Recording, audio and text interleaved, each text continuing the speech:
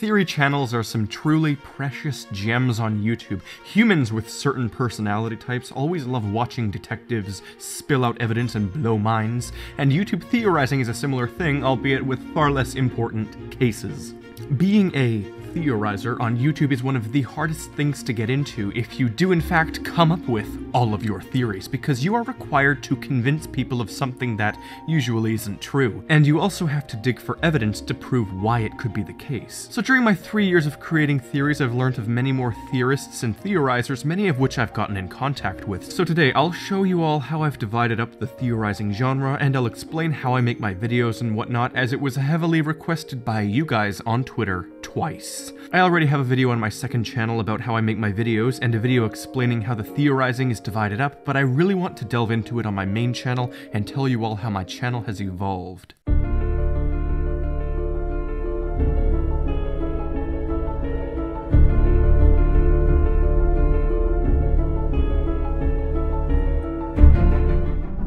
Hello, I'm the Theorizer, literally by definition.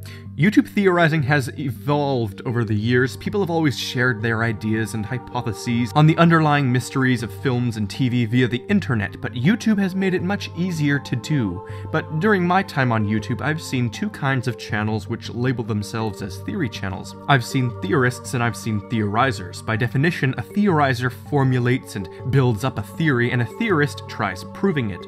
On my channel, I develop the theory and then prove it, though there are many channels who find theories on Reddit or other YouTube videos and repost them so they can add evidence or simply share their thoughts on it, or maybe to prove them or just popularize them. Some good examples of theorizers include the Super Carlin brothers, Seamus Gorman, Watso Videos, myself, Inside a Mind, MatPat, Loxton, and hundreds more, which this time I simply cannot all recall.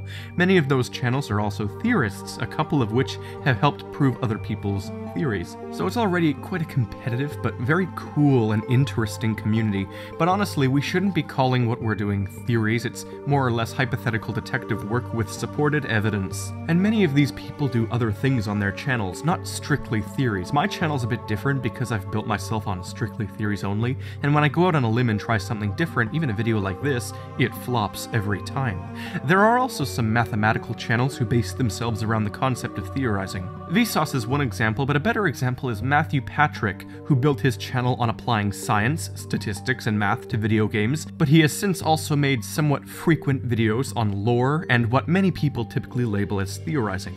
Super Carlin brothers aren't strictly theories, neither is Seamus Gorman, and I even temporarily did a few reviews and stuff, but as I said, those videos of mine failed. But what about growing a theory channel? Well, it requires a lot of work, and ideas are always hard to get.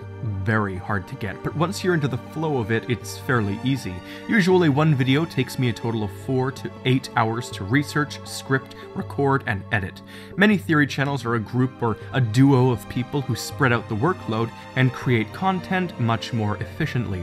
A good example, again, is MatPat. He has a few people who edit his videos, a few who work on the other series on the channel, some who help with the research, a few who help write. It's far more efficient, but can also take more time since there are so many separate aspects. Theorizing is also easier to sustain than gaming, as gaming is extremely difficult to get into nowadays, but theories do have to make sense, and they do have to have solid evidence, otherwise they cannot be classified as theories, and that's why they are some of the hardest things to create on YouTube. For example, first what I do is I'll watch a movie or a TV show or whatever, and I try to predict the ending as I go. If I end up getting my predictions wrong, I use them in a theory as to how the story could have been. If that method doesn't work, or I've already seen the movie, I oftentimes will think for hours on end about the overarching story and how it ties into everything. When I get the perfect idea, I will use deductive reasoning to scan for evidence. If this doesn't work, then I'll watch the movie a couple times, going frame by frame, as I spot anything interesting or out of the ordinary. I will then use inductive reasoning to construct a theory for my explanations of these clues. Then I write it, refine the script, lay on my carpet with a tiny microphone where I record in the corner, refine the audio, place the music and structure of the video around said refined audio, and then I begin editing. I take photos from all over Google Images, and I place it around my editing in Final Cut Pro X. When I finish, I watch it over, and then I export it. Then I create my rather formulaic thumbnails in Photoshop.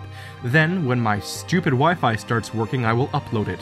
I construct the description, the hooking title, and I add a few tags. I put it in its specified playlists, and when it's done uploading, I will add end screens and cards across the video. I'll put a couple ads, maybe, then I schedule it to automatically upload whenever I've planned it on my massive list of future uploads, which extends across an entire year.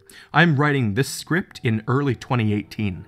When it uploads itself at the specified date, I'll double check the playlists and read the comments. The end. I actually also wrote an autobiography of my channel's history because many people seem to be quite curious. I had no idea where to put it, so I put it on this wiki for YouTubers, but I'll explain now the progress of my channel.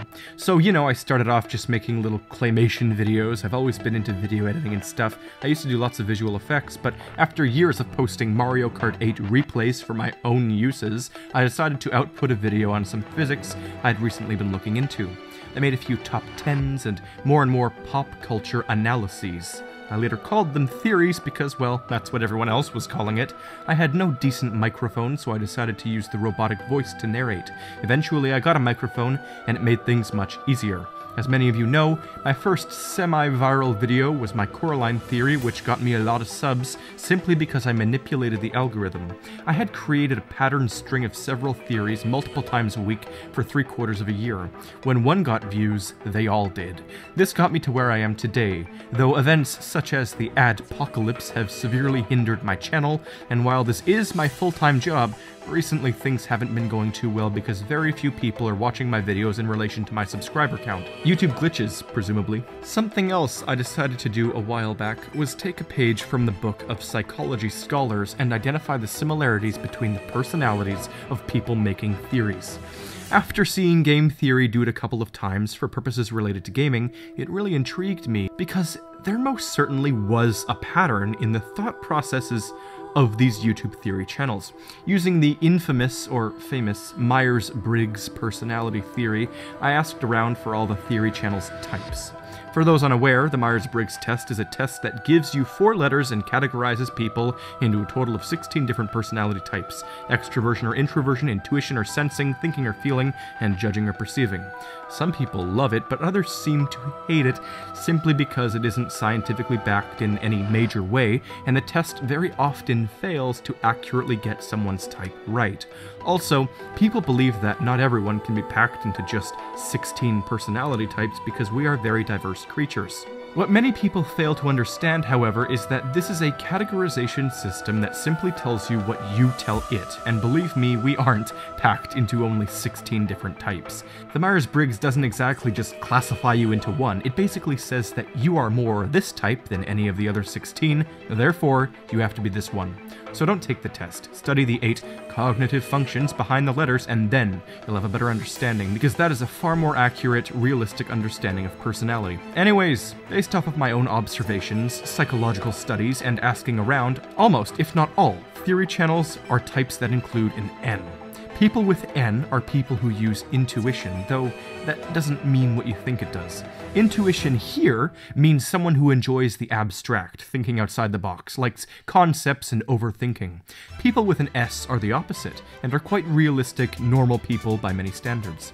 Roughly 75% of the world are S. And in game theory's study of their viewers, an incredibly similar trend arose. Most of the people who watch theories are also N types. If you break down the functions behind this, almost all people who create theories are actually N and P types. What that means is that their highest or second highest function in their brain is called extroverted intuition, which is heavily associated with creativity, abstract connections, and theorizing.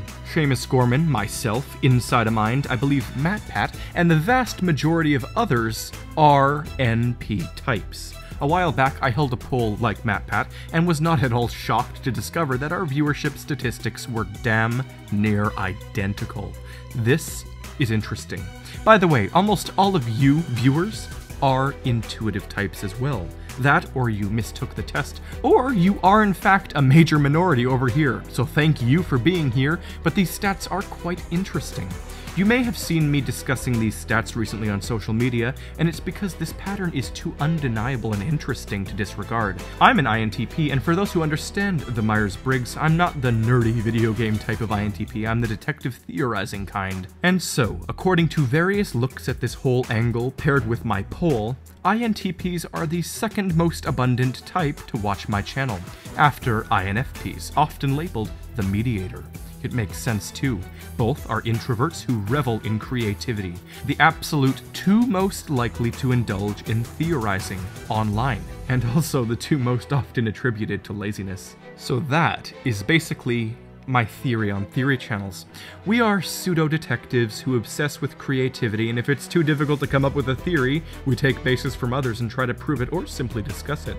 When someone asks what I do for a living, I tell them I'm an online physicist and unlicensed detective who analyzes fictional media for the entertainment and education of its viewers and creators. It's incredibly difficult to come up with a whole fake story and attempt to tie it to threads throughout a movie, convince people the whole story is true, and still present it successfully.